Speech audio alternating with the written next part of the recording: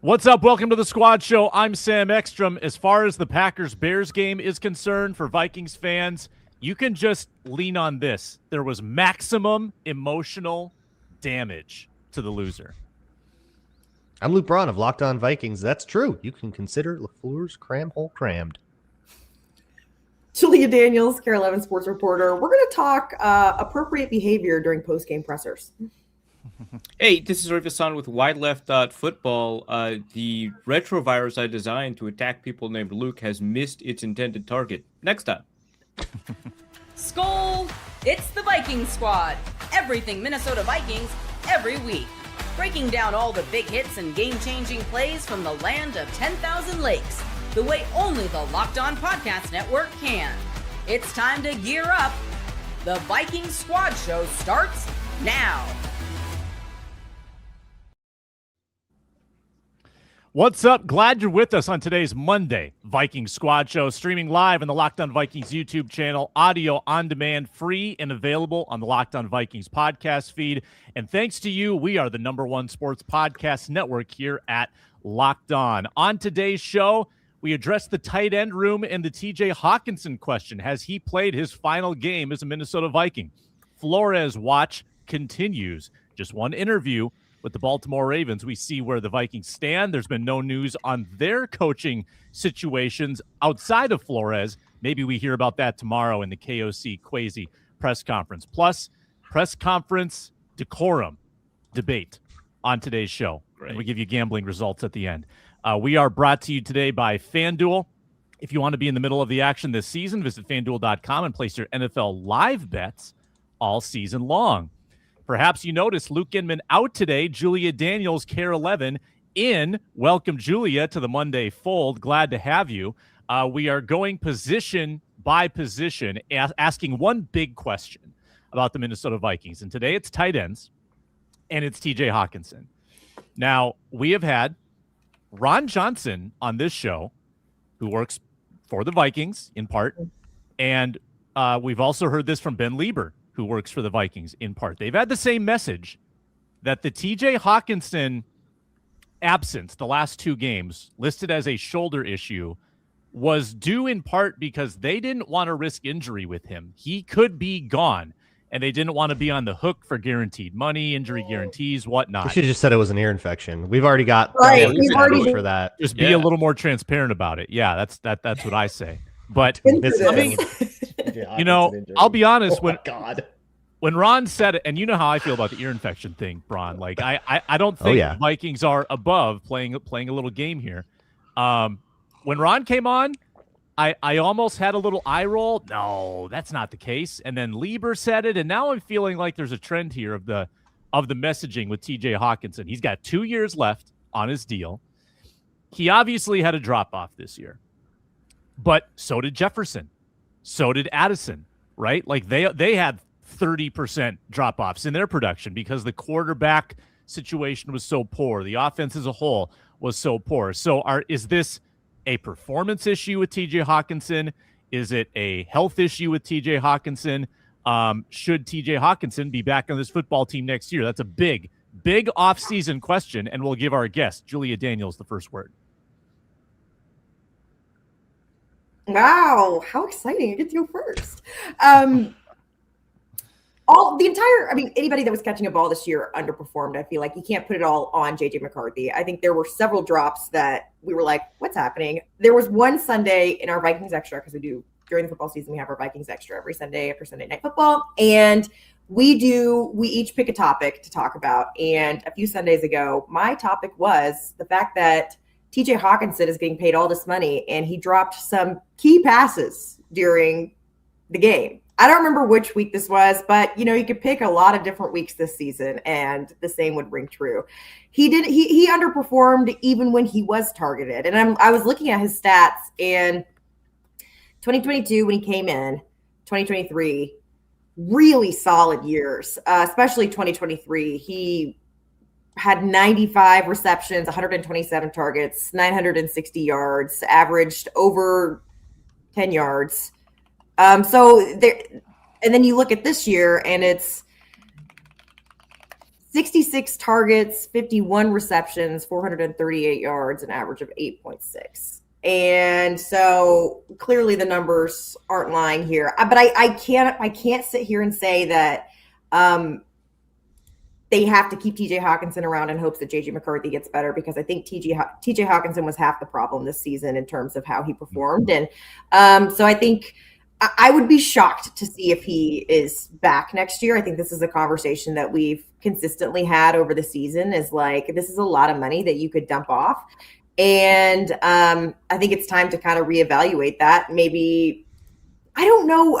The question that what I'm kind of stuck on is, do you bring in another veteran? Do you draft a tight end? What do you do to replace his talent? But I do think at this point he's being overpaid 100%, and you have to do something. You have to make some kind of change. And I think that number one is just getting rid of him, sending him somewhere else.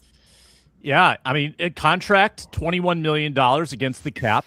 You save $9 million, I think, by cutting him. But you could also save that $9 million, Luke Braun, by restructuring him, taking money down, and then you're on the hook later on. So how do you want to save the $9 million? Do you want to have the player save the $9 million and take a gamble that he can have a renaissance with better quarterback play?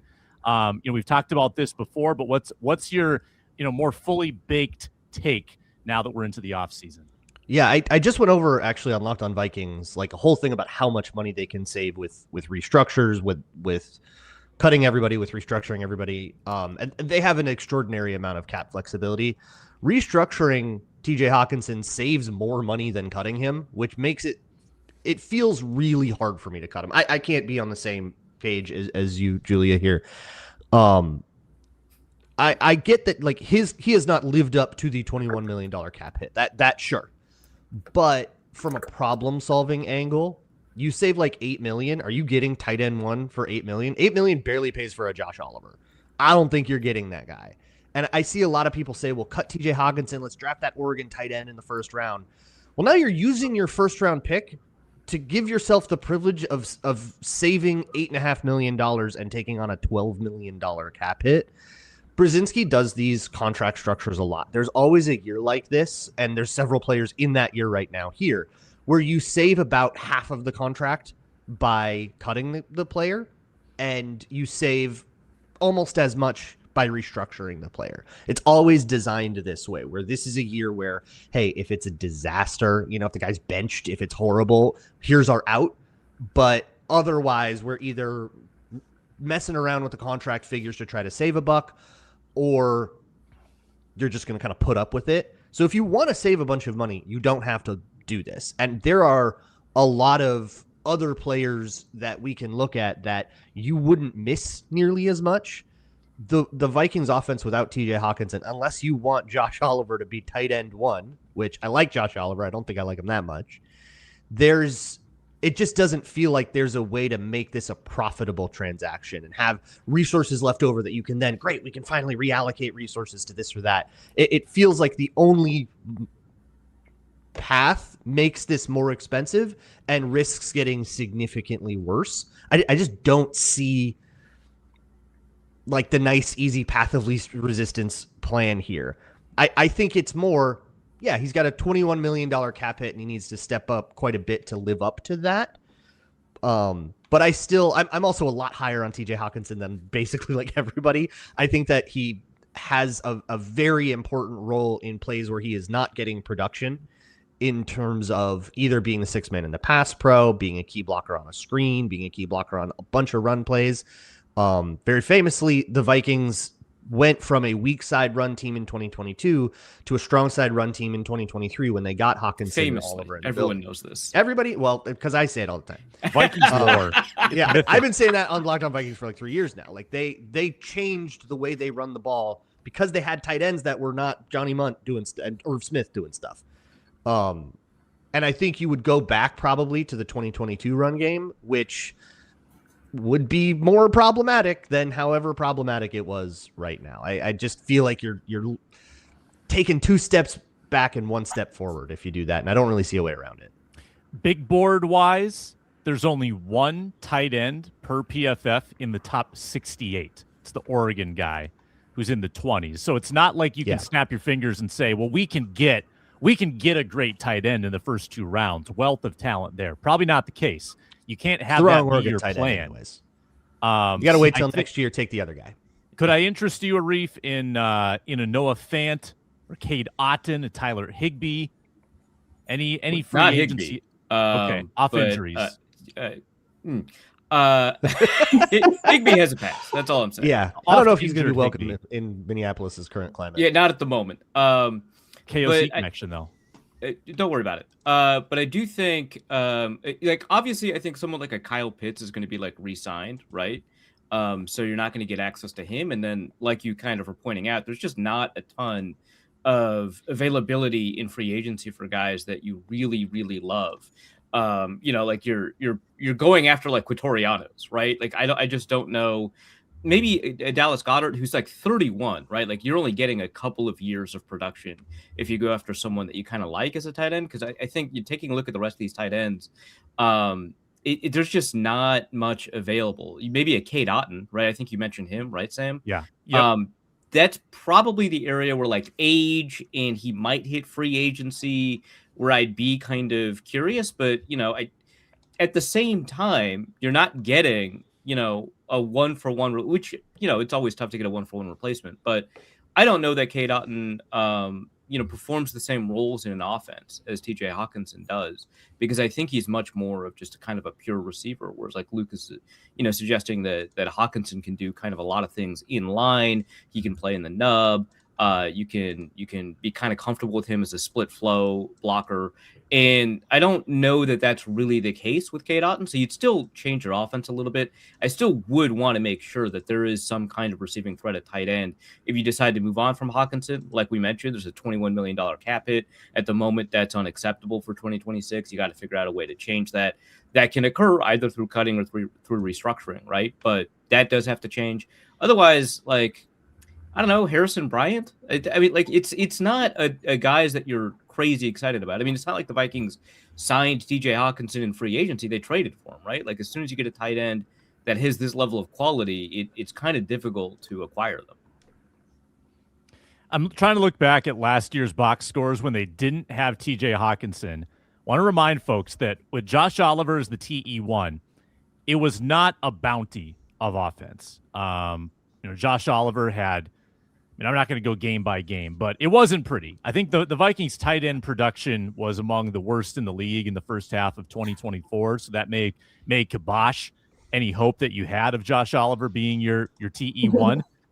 Looks like he had a 5-catch game against Indianapolis. That was his best last season. So I think you're probably looking at a TJ Hockenson negotiation. And maybe it's up to TJ. Maybe the Vikings need to get that. I mean, not just the restructure, but maybe they need to get the whole thing lowered. Maybe that's the demand. Maybe they try to get that to happen. But with only like $1 million in void money, it would be very simple to kick some of that down the road, deal with it later, and keep them on the team this year. But as Julia mentioned, there's certainly a case to be made that maybe the production drop-off is a little more Hockenson related and not so much the offense related. That's really tough to sift through because, like I said, Julia, Addison drop off too, right? Yeah. Jefferson drop off too. So how do we view seasons like that are part of this systematic problem of bad offense? You're asking. Sorry, go ahead. Yeah, I don't think it's a particularly difficult thing to break apart if you are like, if you're a coaching staff, right? If you have the resources of like a coaching staff, because, you do have the ability to look at your play-by-play grades that you have internally, to take a look at what players have done and your own notes on what those players have done, right? Like, I think, yeah, there's obviously a lot of things that Jefferson could have done better, right? Like, but I do think that when you kind of extract quarterback play from it, Jefferson may have had his like worst season, right? But I don't think that that's necessarily true of Addison, right? I don't think that's true of Naylor, right? So we know that these players can play once you figure out a way to remove the quarterback from it, can play up to whatever level that allows us to evaluate them. And you take a look at Hockenson and you say, hey, well, he slowed down a little bit. How does that affect the way that we use him, right? Does that change the route depths that we're running him at? If that does, how does that change our offense? Is that unacceptable for us to have as our tight tight end one, right? What are we doing in terms of like his explosiveness coming out of the break? Is that something that really concerns us? Is he running choice routes properly? Like those are the questions that you ask as a coaching staff that are a little bit separated from just kind of like the raw statistical total, because I don't think that kind of guides the Vikings thinking as much. At least I would hope not. And it would allow them to kind of have a more precise answer to the question. Because if the question is something like, we need a tight end that can block reasonably well on some of these plays and can win choice routes from the slot, and that's mostly it, well, that'll narrow down your search in free agency. Maybe you don't have to get a tight end that's as good as TJ Hockenson was, 2 years ago, right? Maybe that's not who you're necessarily looking for. Maybe you can say, hey, Cade Otton can do these things, right? Daniel Bellinger can do these things. Then, you can kind of isolate and limit your search. But I think for the most part, you have to look at what Hockenson did. And I would, without, taking a look at the statistics that are dependent on the quarterback. And I think you can do that. And I think that there are a couple of concerns about his level of play compared to 2 years ago. Certainly he's not playing like a $21 million guy. But I think that they're going to be a little bit more intentional and deliberate about the way that they approach that particular question. The two most important things I would say that Hockenson does are those choice routes. That's like a 3rd and long go-to, that why choice, why delay kind of thing. That has like converted a lot of 3rd and 12s. That's a huge role. And then I would say being the guy blocking the edge rusher one-on-one in duo runs, which is like one of the Vikings' favorite runs. It was one of their best runs all year long. But the weakness of it is that your tight end is one-on-one with someone's Joey Bosa. Or I don't know, a more modern version of that. Good Joey Bosa. Yeah. You get it. And Hockenson did well at both of those jobs. Less well this year at catching those choice routes and like getting to the first down marker, because I think he has slowed down a little bit. But I'm just looking at the way this contract works. It's just not this year. Next year, it's a $23 million cap hit, and it's roughly the same structure, and we're going to have the same conversation. And that feels like a better time to do it. It'll be his age 30 season. He'll probably, I wouldn't be surprised if there was more void years. But the other thing about this contract is there is not a single guaranteed dollar on it, which is going to make Hockenson himself very uncomfortable. It very often makes players uncomfortable, and it might lead to some kind of renegotiation. It might be Hockenson saying, hey, I'll take less, but I want some stability here. I want some security here. Julia, final thoughts on the Hockenson conversation? I think also this offense for the Vikings as a whole has a chemistry problem, but it's something that you also have to take into account just as someone that's in the locker room all the time. To me, my perspective on things is TJ has pretty good chemistry with JJ McCarthy, even outside of the field. He is one of the main guys during training camp that was the most encouraging of JJ McCarthy and his abilities and his upward growth. And so I think, unfortunately, every single topic we're probably going to talk about today ties into what they do at the quarterback position as well. So I think depending on the decisions that they make there also goes hand in hand with what you do with Hawk too. So I think that he has better chemistry with JJ than most of the guys on the offense do, just from somebody that's sat there and listened to him and seen how they interact in the locker room and how they interact at practice. And so it's something that they have to take into account as well when they're making other decisions. So I think it's just very much up in the air. But yeah, I don't know. There's just so many questions about like, how do you make this offense work? And I think that one of the number one problems that they have is just the fact that like something's off just mentally around here. Yeah, correct. That'll be a big domino to fall probably in the month of March. When we come back, Flores watch continues for the Vikings. Where are we at with a new week on the coaching search here on the Squad Show? We are brought to you today by Prize Picks.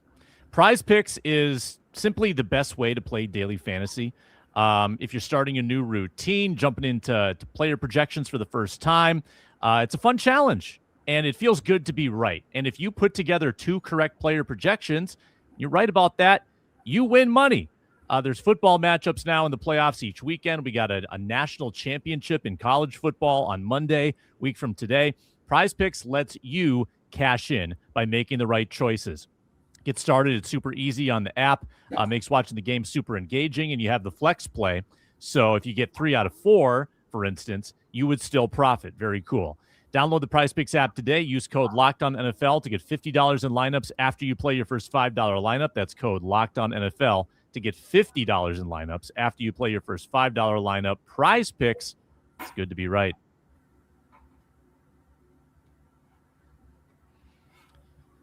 Squad Show rolls on. So does Locked On Vikings with Luke Braun. Check that out on the Locked On Vikings feeds, wherever you find them.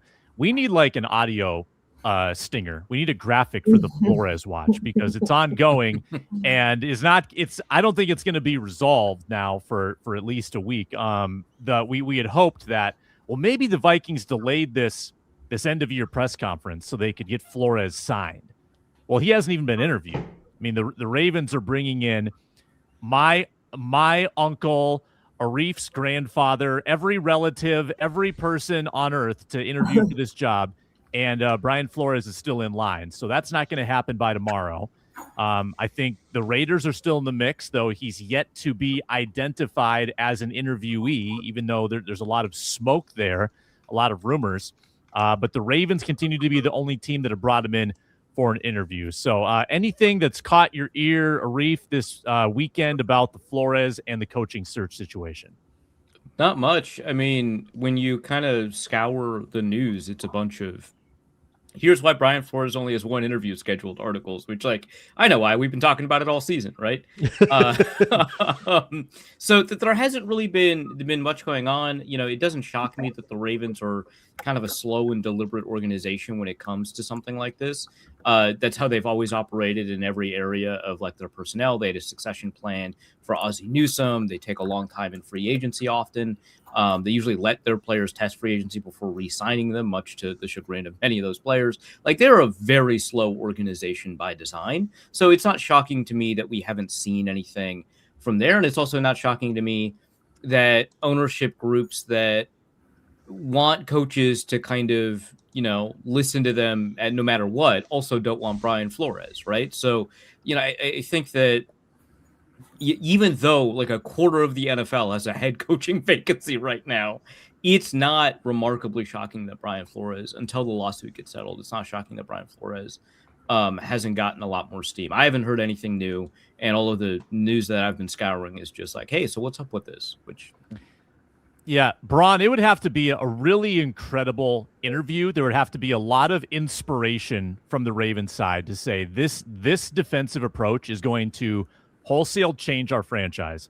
For Brian Flores to stand out over 14 other candidates with the baggage that he brings. Like, I again, you would need a real advocate for him to pound the table and say, we are going to take on this risk, whatever it might be, the court cases, the testimonies, and embrace this when we have 14 other candidates also in this mix. Yeah, they have the Ravens specifically, like, they have a locker room issue, right? Which is like immediately a concern considering how Flores left Miami. So you have to answer about that. You have to answer about the lawsuit, which I spoke with Kevin Ostreicher. He does Locked On Ravens. And he did kind of think that Steve Bisciotti is not going to be the most friendly to that. So I think you're going to have to answer questions there. But it'll happen. And he does bring a solution to a huge defensive problem that they have. And in Minnesota, at least, the locker room is really, really happy with him. His players love him. And there's been nothing but, you know, full-throated support. It's super interesting how this is going down right now because John Harbaugh has thrown a wrench in everyone's gears. Everyone's waiting to see what's going to happen with that. And with Kevin Stefanski. And is Matt LaFleur going to be somewhere? And is Mike McDaniel going to be somewhere? These guys that, like, there's a lot of fired coaches that other teams maybe want to hire as their head coach. And I think all of that is going to play out before we get to interviewing all the coordinators from Brian Flores to Clint Kubiak, et cetera. And like, looking at the Raiders, they've requested 11 interviews so far, and including a number of defensive coordinators, Chris Shula, Jeff Hafley, Ejiro Evero, but no Flores yet. So I'm starting to wonder if that's a real. They could request Flores whenever they want. They don't have to wait for contract stuff or any of that. And the Ravens didn't. I don't know why anybody else is. So I'm wondering if it is just going to be the Ravens at this point. Well, Julia, there was at least one report that your Dallas Cowboys wanted to snipe him for DC. Yeah, lateral move. That's what I feel like is the biggest threat for the Vikings right now, is that Brian Flores is going to make a lateral move to another place where he has a chance at more exposure in the postseason. And I think that this is what I was saying earlier about everything ties into, I hate to put everything on the quarterback position, but they call it the most important position in sports for a reason. And, I think that when it comes to how Brian Flores thinks about things, like if they are going to say JJ McCarthy's their starter and then they sign up for another year that went like this one, then I feel like would have every right mind to be like, I'm going to go somewhere else where I have a chance to be seen so that I can move up eventually into a head coaching position. Because at this point, I'm doing so well with this defense. This offense is giving me absolutely nothing. We're not going anywhere where I'm going to be on a level where I'm going to catch people's attention to the point where they can look past, unfortunately, the lawsuit and all of the other baggage, like you guys were saying, goes with interviewing and potentially hiring him as your head coach. And so I think that that's the biggest threat that the Vikings have right now, is the fact that he might look at another team and go, I have a better chance here to have success and to create a defense that is going to actually go places. And I think right now that's something that the Vikings really have to think about. And that means that they have to put that thought into the other decisions that they make this offseason as well. See, I'm assuming if he goes to Dallas, it's because Jerry Jones recognized his mortality and he decided to reallocate some of the money that in his living will that was going to Steven. Yeah. And he just gave it to Brian Flores. Like, that's my assumption. If he takes a lateral job, and probably would be with Dallas, because that's the kind of organization that would be desperate for this and would have the money to pay it, and an owner crazy enough to overpay in that way. That's very interesting. Yeah. And also, what a slap in the face that would be to Minnesota if for 3 years he comes in, gets widely praised by everyone within the organization, and then leaves to be a DC elsewhere. That would sour things.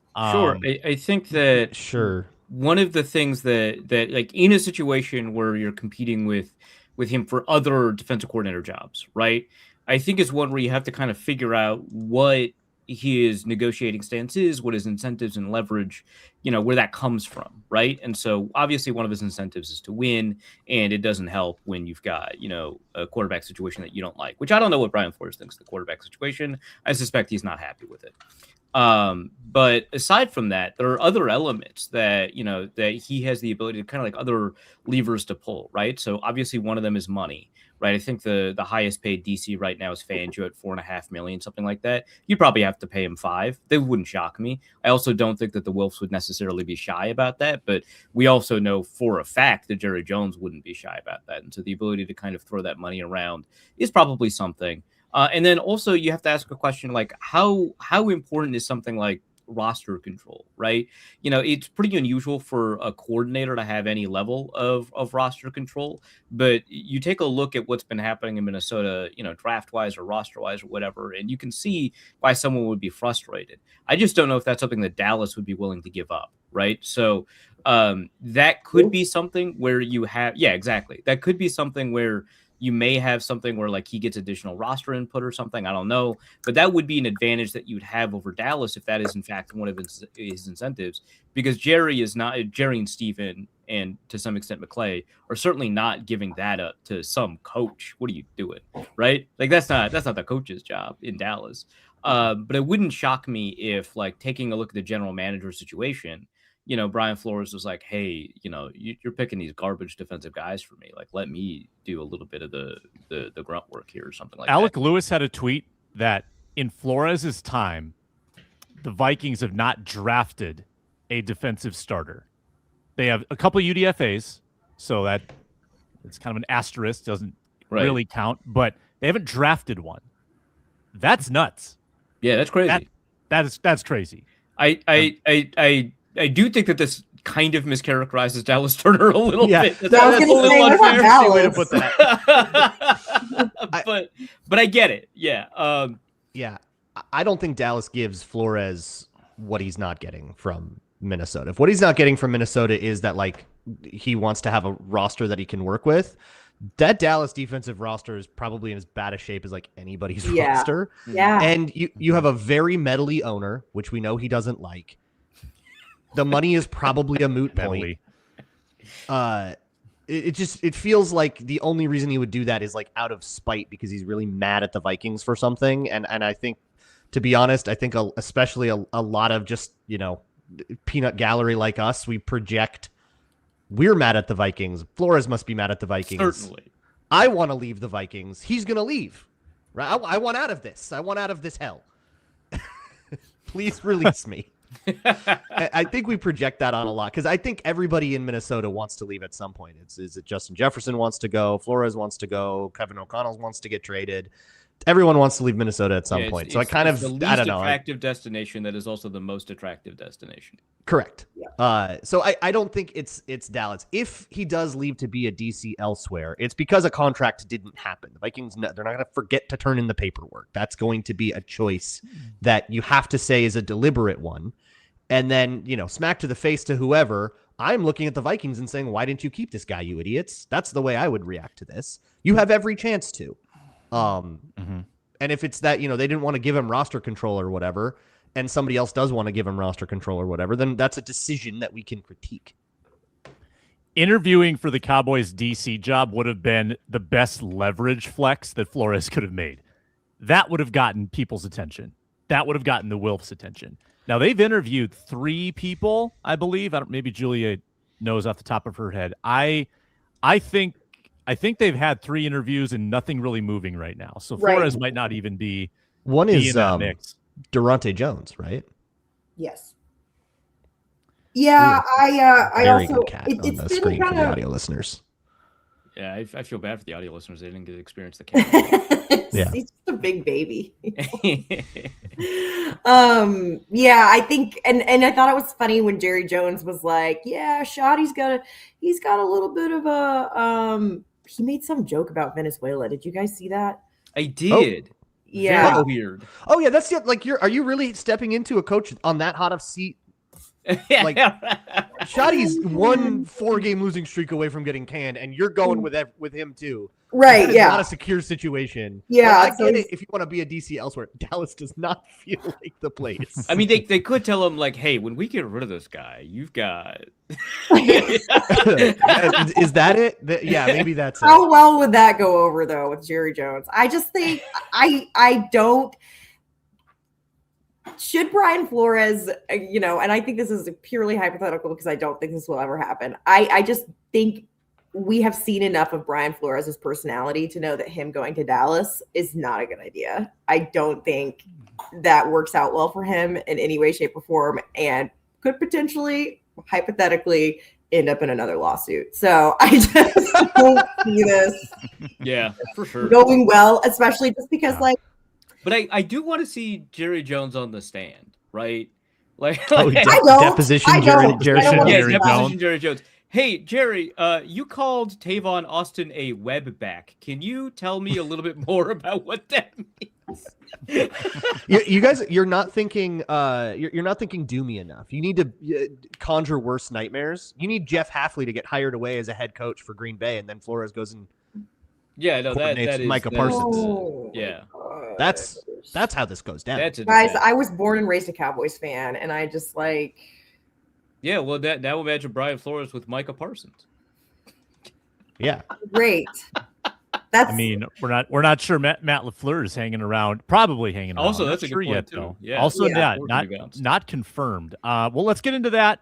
Wild card weekend, NFC North foes battle Saturday night. Epic game with the Packers losing yet another gut wrencher in the playoffs. Good. Let me say that again. Another gut wrencher in the playoffs. Drink it in. We revel in it next. We are brought to you by FanDuel today. Wildcard round came and went. Unbelievable. The swings, the lead changes. If you had some skin in the game, you were taken for a ride. FanDuel's in playoff mode.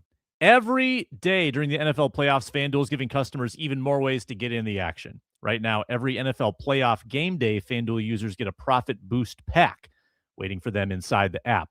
So Saturday and Sunday, this weekend, keep your eye out for the profit boost packs that you can apply to the bets you like. So instead of having to make such numerous bets, you can focus on the ones you want and then juice your winnings.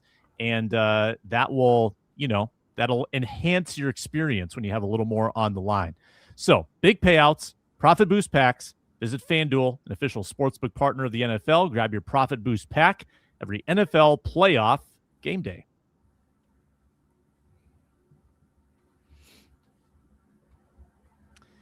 All right, if you're a Vikings supporter and you watch Saturday night, I don't know where you might have stood. I think most probably would side against the Packers in most situations, but it is also fun to see the Bears lose. It's fun to see Caleb lose. You don't want anyone to have prosperity. You don't. Correct. I think this is actually my stance. And generally you want to see the maximum emotional damage applied to the loser. And I think that if that's the criteria, check that box. The Green Bay Packers, since they won the Super Bowl, have experienced the following. And this is now 15 years. Like, this is not a short amount of time. They lost as a 15-1 team to the New York Giants in the first round. The NFC title game loss at Seattle, as bad as it gets, with the onside kick that hit the dude in the face. What was his name? Brandon Bostic. Never heard of him. The Brandon Bostic, former Viking. Vikings legend, yep. The Hail Mary and ensuing overtime loss at Arizona, the Jeff Janis Hail Mary, but then they lost the game. Yeah. Dude, So, they always find some quirked up white boy to do some stuff in the playoffs for them, and you never hear about him again. I'd like to see the list there of those characters. LaFleur kicking the field goal down by 8 with 2 minutes to go against Tampa. That was a good one. Then they've lost to the 49ers 5 times. 5 times. And then you have what happened Saturday night, which has Matt LaFleur on the hot seat. They controlled 3 games this year against the Bears and lost 2 of them in outrageous fashion. Insane football. I loved every second of it. I thought it was fantastic theater. The Bears are still fraudulent. Correct. Because they just are. You can't do this. It's so beautiful that they won that game in a way that does not beat the allegations. Yeah, exactly. I do think they might have something with Caleb Williams. With some of the throws he can make, there is a little Superman quality about him. I think that would be what you're concerned about, but I also would be concerned about it all crashing down next season. So maybe they lose to Darnold in the NFC Championship game. I don't know. I hope their fate now is equivalent to what the Packers' fate was. Now the emotional damage onus can go on to the Bears. But I thought it was a beauteous outcome. I loved every second. It was great. It was fantastic. Yeah, it was wonderful. I mean, like as I said heading into the game, I said we're on like fraud v. fraud watch right now. It's really exciting to see kind of which fraud will emerge. And we saw, right? It was the quarterback with somehow a worse success rate and a higher explosive player rate. It's somebody who's just going to put you in trouble and then hopefully some days get you out of trouble. Not always. Yeah, man. Seeing the particular enjoyment for me also came from Justice Mosqueda assuring me before the second Vikings-Packers matchup that Brandon McManus was actually quite a good kicker if you eliminate all the games where he was playing hurt. And actually one of the best kickers in the league, if not the best. And I was like, really? Is that the case, Justice? And, of course, McManus didn't, if I recall, miss any kicks against the Vikings. But that didn't seem to hold up super well. Not that they had a ton of options available to them over the years, like Lucas Haversick and Brady Narveson and Daniel Carlson's brother. They've been playing with fire at that position ever since they let Mason Crosby ride off into the sunset, and it bit them. And I'm glad that they got to experience what it was like for a kicker to just utterly fail them in the playoff in a way where you can actually blame the kicker. Like the 2015 Blair Walsh, I don't really, but this 100%, dude. How did you do that? You screwed that up huge. Wonderful. Yeah. Julia, $1 million question now. With Matt LaFleur's future in flux, and it sounds like they're trying to come up with a plan for him to return so he's not a lame duck coach. Yeah.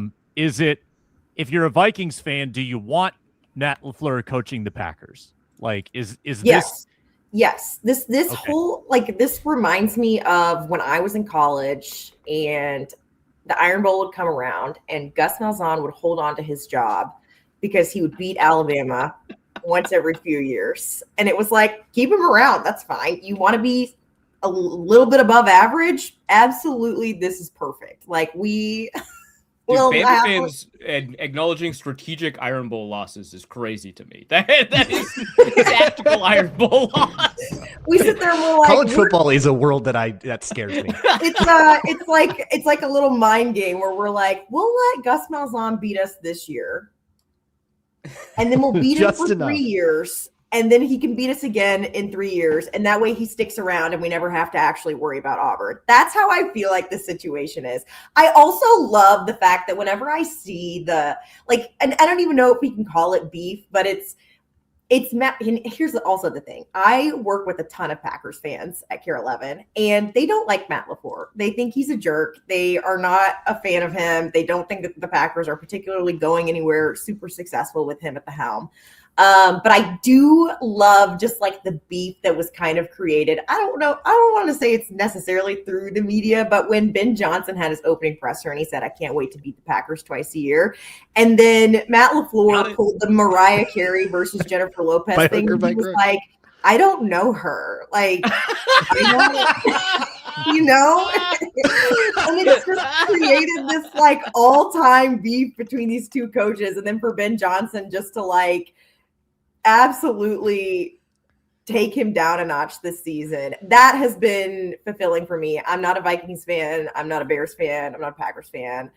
But I just think that just from my perspective, I'm like, this is the kind of entertainment that we need in this coliseum of the National Football League, is the whole I don't know, this is his, he just got on the scene. I don't know who he is. You can say what you want about being the offensive coordinator for the Lions and whatever happened then, but you weren't the head coach, so I don't know you know? That's and then the handshake after the game now, and the bleep the Packers in the locker room. Yep. Now we got a little bit of petty broiling. Yeah. Now the matchups are going to be fun. I'm here for it too. I'm here for it too. I'm honestly a little jealous. I do want to be part of it. I'm a mudslinging. Yeah. Does KOC have a good dust up yet? Because remember Mike Zimmer in year 2, Jeff Fisher. He said that Jeff Fisher deserved that. If we were on the street, we would have gotten into a fight. KOC's not going to give us that. No, he was going to be much more petty and much more low key. But have we had anything like that? No. Not with KOC. No, KOC he never is so even keeled 90% of the time. You'll see him get fired up about stuff. I think he's getting more comfortable with being fired up, but I just don't know if it's necessarily in his personality. Yeah, it's also a lot of the fired up stuff is positivity themed, which again doesn't connect with me very much. He'll get a little spicy with the officials, but other than that, there was a leaked, or maybe it was part of some internal content or something. There was a video of him in the 2023 season. When remember they started with 1 million turnovers of him, and it was you could hear him yelling through the locker room, and it was definitely not the KOC that is presented for the cameras. So it's in there. That was the Netflix quarterback bit, with Cousins. Yeah, that's what it was, right? Mm-hmm. Yeah. But I want him to. Everybody is in pain. I want him to just have genuine antipathy for just some people. It doesn't even have to be a Packers coach. It might be Carson Wentz. Just get in a little drama. Maybe he comes out tomorrow and he says, "Guys, I just want to start with this. I officially side with Matt LaFleur in this beef. Ben Johnson is the disrespect shown. I wanted to come out just we had no idea this was coming. Just be that D'Amico Ryans MFer? Man, I hate that guy. And you're like, what is this? They're still in the play. What are you doing? You haven't played him. It would just be great.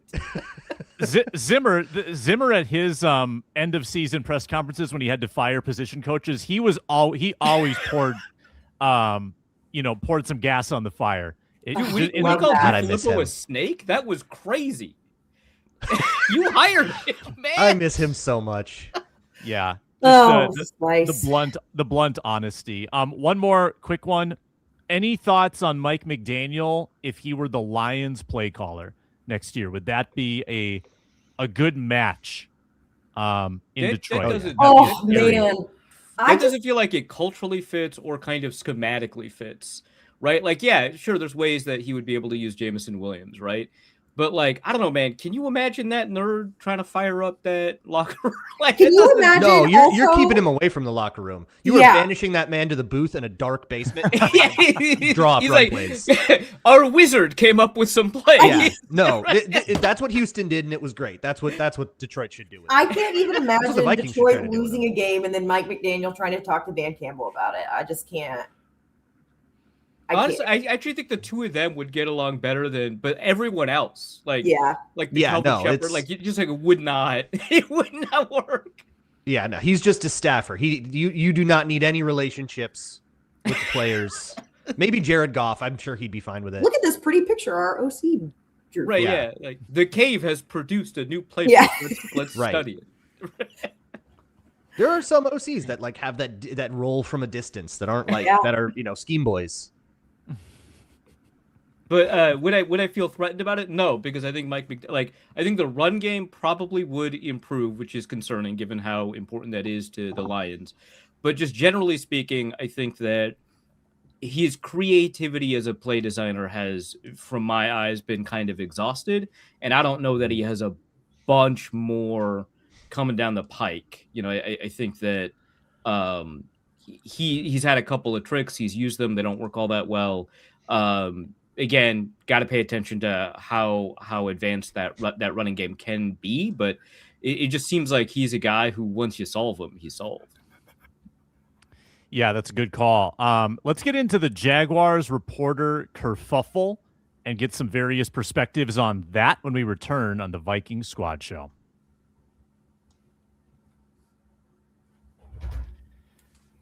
What if sports were traded like markets? Now you can put your sports IQ to work in real time with Robinhood Prediction Markets. It's not you against the house. It's you participating in a live market. You can buy or sell your positions live all game long. Use your sports knowledge in the moments that matter. Robinhood Prediction Markets changes the game. It's people moving the action. So when momentum shifts, you can move with it. I always knew the game, never had a dynamic way to apply that knowledge. Now I can actually take part live in a market powered by people. You're no longer just a spectator. Play by play, you decide. Trade every play with Robinhood. Now available across the U.S. Download the Robinhood app now to begin. Futures and cleared swaps trading involves significant risk and is not appropriate for everyone. Event contracts are offered by Robinhood Derivatives LLC, a registered futures commission merchant and swap firm.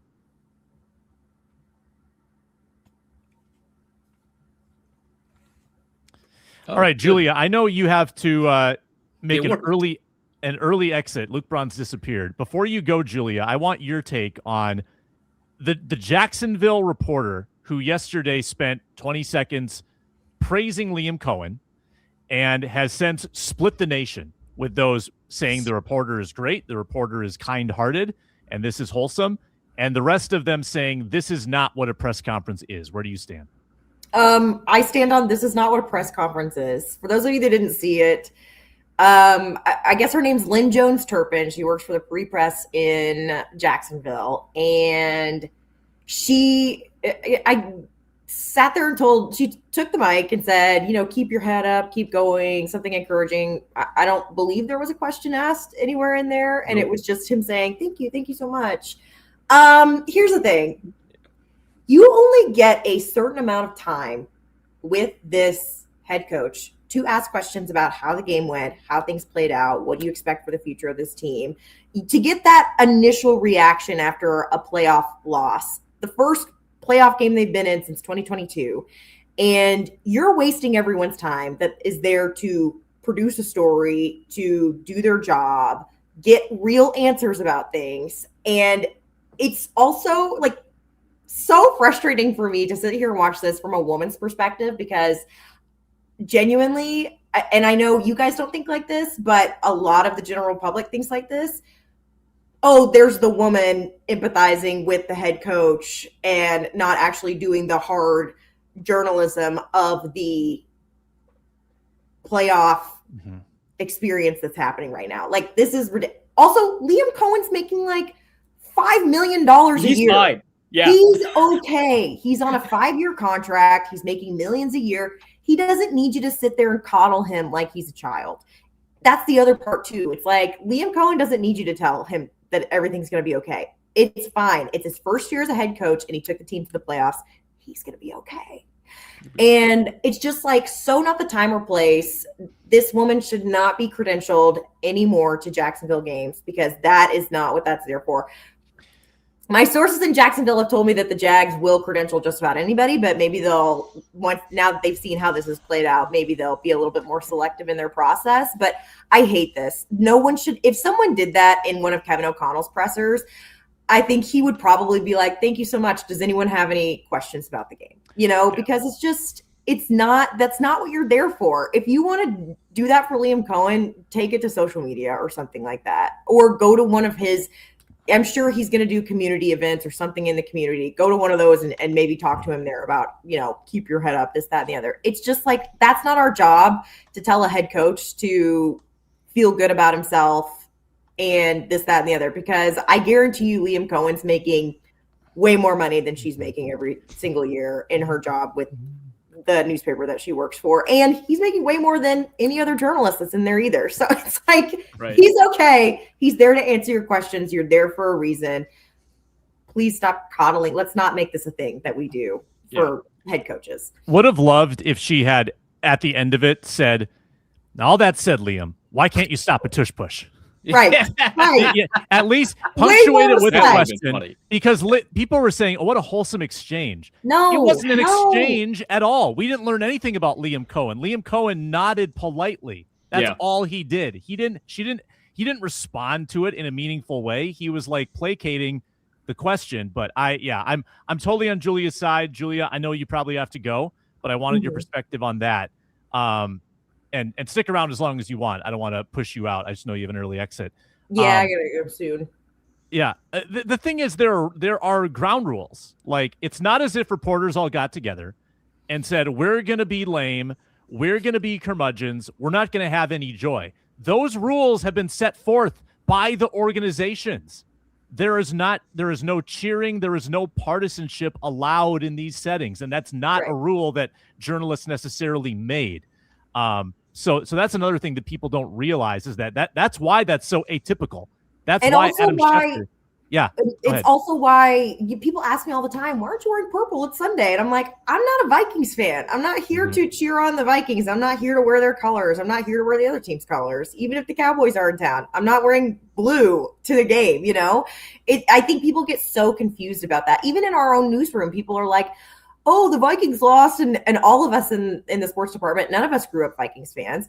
And we're like, okay, yeah, we get it, but we're there to cover the game. We're not worried about the fact that the Vikings won or lost. We're here to tell you what happened, why it happened, and figure out what the team has to say about it. So I'm not here for the wholesome content. The wholesome content can happen in the off season. Like, this is. Yeah. Oh, Julia, just true to Luke Inman. Filling in for Luke Inman. Her computer pulled Luke just Inman. froze, yeah. Yeah, no. I am going to go on that note. Perfect. Perfect. Mic drop. Thank you, Julia. Hi, guys. That was Julia. great. Appreciate you coming on. Julie Daniels, Care 11. Yeah, I mean, I was on the beat for 8 years, right? And there are just certain expectations, and not only that, but I think there's an expectation with your peers that there's a finite amount of time that you have to ask questions. You are there to get information, and you're there for accountability too. Like the team allows you there so you can ask them questions, and they can give insight to you that they would not normally release to the public. It's your job to extract it. So when time is spent in that way, I totally get why it's frustrating to people. Now, Now we've almost gone down into a different argument with the Twitter discourse. Arif, I don't know if you've noticed this, but now it's like each side telling the other side that you're preaching about this too much. Like, why are you being? Sake. I mean, now it's gotten into like a whole arguing on Twitter about arguing too much. Arguing about arguing. Yes, you're in a tailspin.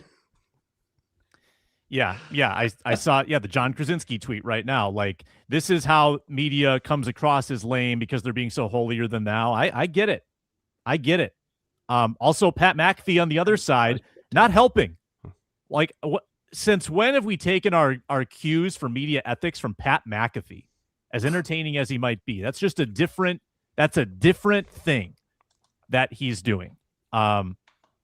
So yeah, I can't bring myself to just feel warm-hearted about it. I'm sorry. I can't do it. And I think that almost every single journalist would probably feel the same way. And if you're really a fan, you don't want all of the wholesome content. You don't. You want the truth. I hope that's what you want. Anyone in the comments mad at me? Not yet. Burrito Bill is appreciate kind of making that. fun of it, which is nice. But I will say I declined to comment on this on Twitter because I knew that it would be really difficult to kind of effectively convey my problem with what happened in a way that would resonate with people. And that's exactly what happened when reporter after reporter, it indicated their like distaste and displeasure for that, right? Because it does come across as holier than thou and cynical. And I think it is something a little bit more precise and more difficult to convey than that, right? Like Julia's got a really good point, right? That there's only a limited amount of time. They cut you off after a certain number of questions and a certain amount of time. And a lot of fans in response to that, a lot of people in response, not just fans, like people who like have a ton of cultural impact relative to Twitter, right? People with hundreds of thousands of followers that aren't necessarily in, the sports journalism space, but are in the sports space, right? Are like, well, the questions that you're asking are often useless. And it's like, yeah, I get mad at those too, but at least the intent there is journalistic, but very often they're not. It's just the thing is, when you get these questions that are pretty revealing, they don't go viral on social media.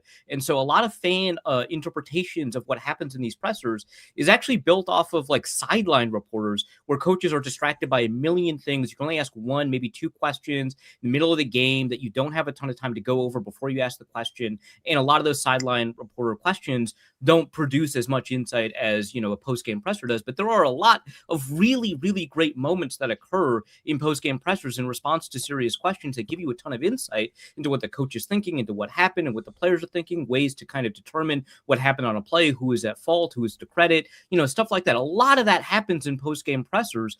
And this takes time away from that. And also people are talking about like, wow, one guy that I saw, and I love following this guy, but he said, this is the reason that you would want someone in there instead of an AI asking questions, which is a very silly thing to say, but sure. That's what he said. Oh, Jesus. Yeah, it was very silly.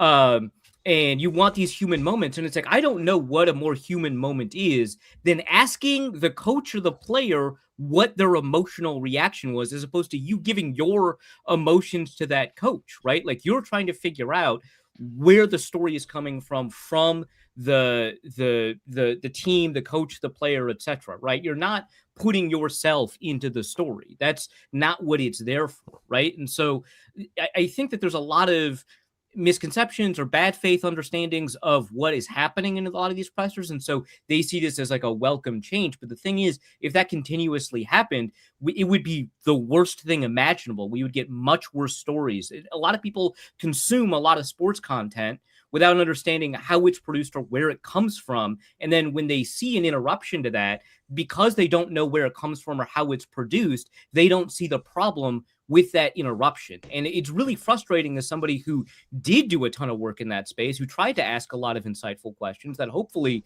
got a little bit more understanding of what was coming from the team, to see time wasted like that. It's so annoying. And then like on top of that, I think that one of the things that people are talking like, well, sports journalists take themselves so seriously. And it's like, yeah, we do it too much. I get it. Like, I understand, like, we're not covering the Pentagon, but the thing is, part of that is because a lot of them come from a bunch of different backgrounds that do take things seriously, and they take their job seriously. That's it, point blank. Like Mina Kimes was a business reporter. There's a lot of politics reporters that came into sports, not just me. and they're used to kind of covering serious issues, but also fans do demand that level of seriousness. It's actually really annoying to see, fans complain about sports reporters being too serious, and then the very same fans, and I've seen it, the exact same people complain that sports reporters aren't holding people accountable when those teams lose, when those coaches make bad decisions. And like, in order for that to happen, you have to cultivate an atmosphere of objective, hard-hitting journalism in those opportunities, right? Because fans do expect you to be serious, even when they tell you not to be so serious. And so part of the thing is you buy into it when you become a sports reporter that you're going to be in this impossible bind. And I get it. You're complaining about having a dream job, but that is the expectation, that you treat their fandom seriously. And I and a bunch of other reporters want to honor that expectation, to treat their fandom seriously and figure out why the team is losing and figure out why the team is winning and tell fans and tell other people that are interested what's going on. And stuff like that doesn't help. Yeah. Any reporter that you, the viewer or listener, probably like and regard as the best in the business, odds are they've never had an exchange like that. And my Jacksonville source tells me that person had never been seen before in the media room until she doesn't yesterday. cover the Jaguars. She's right. Yeah. Or if she does, she's doing it remotely. Yeah. So there's where we stand on that. Let's tell you where we stand with our bets. Again, the first round of our postseason contest was 3 money lines, $100 each. Now we have one game outstanding. Arif, you went 2-0. You have the Texans tonight. You got the Patriots. You got the Rams. You took the easy money line and almost lost it. Almost lost it. Luke Braun, you went 1-2. You got the Patriots. You lost the Eagles. You lost the Packers. You've lost 49-49 total in the negative. Luke Inman has the Texans tonight, and he got the Bears. So he has lost $1.96. He lost the Jaguars as well. And then I'm in the lead. I'm in the money lead. I got the 49ers at plus 188. I got the Bills at minus 110, lost the Packers game, almost went 3-0. Excellent. But if Arif gets the Texans tonight, he'll be in the lead, and that's where we stand. One thing in closing, one thing you want to hear from the KOC Kwesi presser tomorrow, Braun. I mean, they've got a lot to answer for. I would like to hear some humility. I think O'Connell has gone through this season not really thinking that his approach was flawed, and it very clearly was. Both schematically, the way they handled McCarthy, the way they've handled injuries. I would like to hear some, I know, because I know we know the Minnesota beat. They're not gonna be shy about that, and I'm very curious to hear. I think Kevin Seifert's going to tell him to keep his head up. Keep your head up. I think he's going to say, right. Keep your head up. Keep your head up. KOC. You did a heck of a job. Well, we don't have Thomason like reading PFF grades at him anymore. So that's not so beautiful. It was so wonderful, man. But like, I just want to hear him say, okay, yeah, no, here's, I don't think he's going to be like, well, I did a horrible job or anything like that. But I would like to hear his version of, we got a lot of things we want to do different next year. Arif? I would like him to announce a new offensive coordinator and a new special teams coordinator. That's what I would like to hear. True. It would be a surprise. That's the kind of stuff that tends to hit breaking news before it hits a presser, but it would be fun, right? Other than that, yeah, I want to hear more about the internal decision-making about personnel. Not necessarily, who you signed on free agency, but how you handled who got snaps when on the roster, right? Like we talked a little bit about treating Javon Hargrave as a run stopper when that was not, something that was in his past, taking a long time for Jalen Redmond to see the field, taking a long time for Eric Wilson to take over for Ivan Pace, a lot of internal decisions about the ways that they handled different positions, not just the quarterback position, which of course they should be asking a ton of questions about and what their plan is to figure out if they can get a baseline level of play at quarterback, like whether or not they're going to do competition or whatever, right? Like I want to hear all of that, but I do just want to hear about the decision-making process for like, hey, Blake Brandel never played center before. And, well, he blocked well against the Browns the one time. And then everything else involving snapping was kind of a disaster. Why did you grab a guy that's never played center and make him play center, even though you had 2 other people who've played center before on the roster? Like stuff like that. Like I want to know why they made some of the more baffling decisions or why they were late to recognize some of the talents that they had further down the depth chart as an answer. Like I think it took them half really the season to figure out what to do with Eric Wilson. Yeah, just crazy because Eric Wilson is a traditional linebacker and Ivan Pace is not. And that's you just super needed that guy. That dude got an all-pro vote and like deserved it. Kind of, yeah. Yeah, I would just like to hear some commitment to the secondary and maybe an answer for, hey, why can't you develop anyone? And why are you so quick to part with those that you cannot develop when you could just keep trying to develop? I think that as a trend is a real alarming one defensively, and the need is still there. You need at least one starter, I would argue, in the offseason. Isaiah Rodgers has an expiring contract. You still got a future to worry about. Right. You can't do this every year. Piecemeal the cornerback room. Somehow Flores has made it work to his credit, but what if you lose Flores? Are you still going to be able to go have a relatively you lose Flores and Durante? That would be a disaster, right? Right. That's your supposed heir apparent, and now he's interviewing with the Dallas Cowboys. Not cool, man. It would be Mike Pettin season. Mike Pettin DC in 2026 is a very real possibility. We all need to reckon with that. Wrap your head around it. Remember the one time he was kind of good with the Browns as a DC like 8 years ago? We'll hold on to that. Just look up Mike Pettin Browns for more information.